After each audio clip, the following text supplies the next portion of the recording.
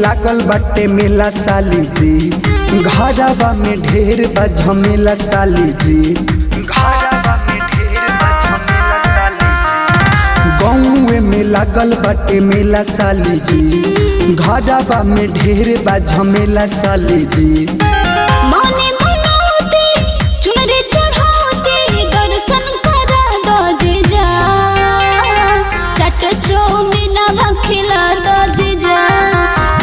सहरिया घुमा दो जीजा, लागल बाटे मेला देखा दो जीजा, मैया के दर्शन करा दो जीजा। सहरिया घुमा दो जीजा।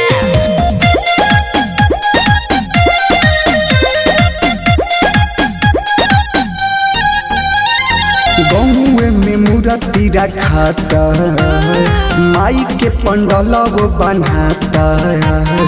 बात नहीं मानव जावे के परी, दीदियों के संग ले आवे के परी। गाँव में मूर्ति रखाता, माई के पंडला वो बनाता।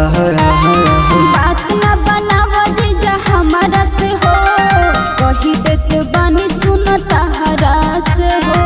नरियल चुनरिया माई चरनिया चल के चढ़ा दो जीजा, चट चौमिना खिला दो जीजा, आरा सहरिया घुमा दो जीजा, लागल बाटे मेला देखा दो जीजा, मैया के दर्शन करा दो जीजा।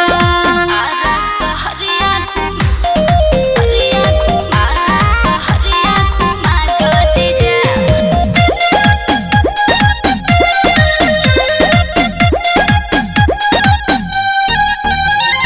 जिद कर तारू मजबूर बनी हो, कैसे के यहीं बड़ी दूर बनी हो।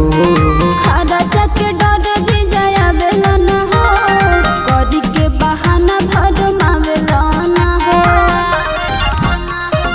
जिद कर तारू मजबूर बनी हो, कैसे के यहीं बड़ी दूर बनी हो। अपन